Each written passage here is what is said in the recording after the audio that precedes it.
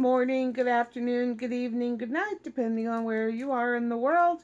This is Gloria White, and I'm coming to you from Utah, USA. Today I will be in chapter 4 in the book of Ecclesiastes in the Old Testament in the King James Version of the Holy Bible. Now, Solomon is continuing to try to reason out man's existence and what sets different men apart from one another and God's role. So here we go. Chapter 4. So I returned and considered all the oppressions that are done under the sun, and behold, tears of such as were oppressed, and they had no comforter. And on the side of their oppressors there was power, but they had no comforter. Wherefore I praise the dead which are already dead more than the living which are yet alive. Yea, better is he than both they, which hath not yet been, who hath not seen the evil work that is done under the sun. Again, I considered all travail, and every right work, that for this a man is envied of his neighbor. This is also vanity and vexation of spirit. The fool foldeth his hands together, and eateth his own flesh, or consumes his own flesh. Better is a handful with quietness than both the hands full with travail and vexation of spirit. And travail is toil, like you're working toil. Then I returned, and I saw vanity under the sun, or futility under the sun. There is one alone, and there is not a second. Yea, he hath neither child nor brother, yet is there no end of all his labor. Neither is his eye satisfied with riches, neither saith he, For whom do I labor, and bereave my soul of good? This also vanity, yea, it is a sore travail. Two are better than one, because they have a good reward for their labor. For if they fall, the one will lift up his fellow. But woe to him that is alone when he falleth, for he hath not another to help him up. Again, if two lie together, then they have heat. But how can one be warm alone? And if one prevail against him, two shall withstand him. And a threefold cord is not quickly broken. Now when he's saying a threefold cord, it's like taking a piece of rope and then doubling it and then bringing another piece up. And so it's three pieces of cord together. It's not easily broken. Better is a poor and a wise child than an old and foolish king, who will no more be admonished.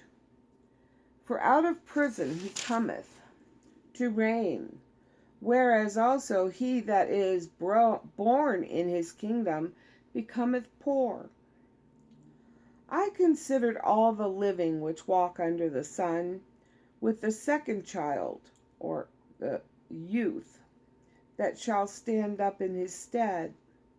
There is no end of all the people, even of all that have been before them. They also that come after shall not rejoice in him.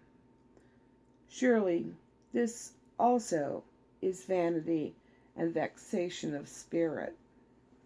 Chapter 5. Keep thy foot when thou goest to the house of God, and be more ready to hear than to give the sacrifice of fools, for they consider not that they do evil. Be not rash with thy mouth, and let not thine heart be hasty to utter anything before God. For God is in heaven, and thou upon earth. Therefore let thy words be few. For a dream cometh through the multitude of business, or through business or effort or activity, and a fool's voice is known by multitude of words. It means a fool is blabbling off at the mouth all the time. When thou vowest a vow unto God, defer not to pay it, for he hath no pleasure in fools. Pay that which thou hast vowed. Better is it that thou shouldest not vow, than that thou shouldest vow and not pay. Suffer not thy mouth to cause thy flesh to sin, neither say thou before the angel, messenger, and destroy the work of thine hands.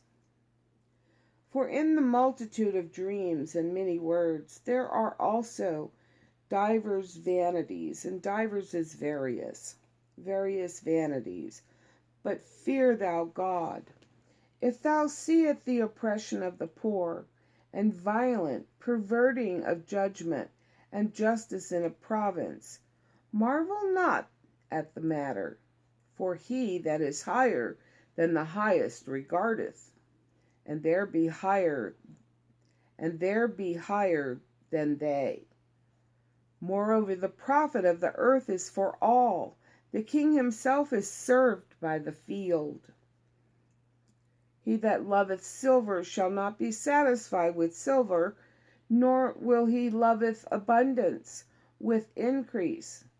This is also vanity.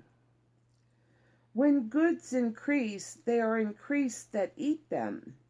And what good is there to the owners thereof, saving the beholding of them with their ears or eyes?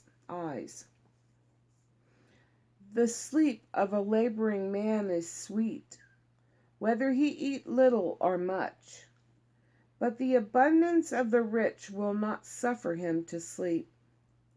There is a sore evil, which I have seen under the sun, namely, riches kept for the owners thereof to their hurt.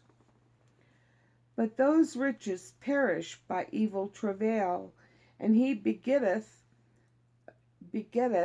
a son, and there is nothing in his hand. As he came forth of his mother's womb, naked shall he return to go as he came, and shall take nothing of his labor, which he may carry away in his hand. And this also is a sore evil, that in all points as he came, so shall he go. And what profit hath he that hath labored for the wind? All his days also he eateth in darkness, and he hath much sorrow, and wrought with his sickness. Behold that which I have seen. It is good and comely or fitting for one to eat and to drink, and to enjoy the good of all his labor, that he taketh, in which he tolls under the sun all the days of his life, which God giveth him, for it is his portion or heritage. Every man also to whom God hath given riches and wealth, and hath given him power to eat thereof, and to take his portion or receive his portion, and to rejoice in his labor, this is the gift of God. For he shall not much remember the days of his life, because God answereth him in the joy of his heart, or keeps him busy in the joys of his heart. And that's chapter 4 and 5 in the book of Ecclesiastes, where Solomon continues to try to reason out things in this world and what it means, and in his mind it's all futility and vexation, or trying to grasp the wind. Anyway, I hope you guys are having a good day, and that you're feeling blessed, and that everything is going really well for you. And as always, I love you.